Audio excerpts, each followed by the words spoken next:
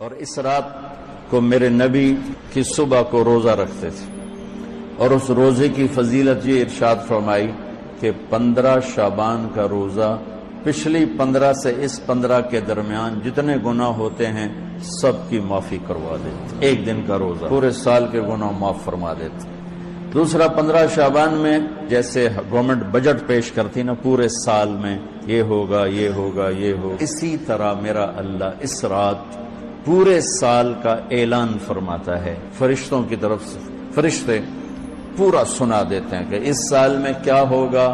کہاں بارش ہوگی، کہاں نہیں ہوگی، کہاں امن ہے، کہاں جنگ ہے، کون کیسا وقت گزارے گا، کب مرے گا۔ کتنے لوگ ہیں جن کے نام اعلان کر دیے جاتے ہیں کہ یہ اس سال مر جائیں گے، وہ نیچے ہیرا پھیری کر رہا ہے، اوپر اس کا نام مردوں میں ہے، اور فرشتے اس پہ مسکراتے ہیں، کیسا بے وقوف ہے، اوپر مردوں میں لکھا جا چکا ہے۔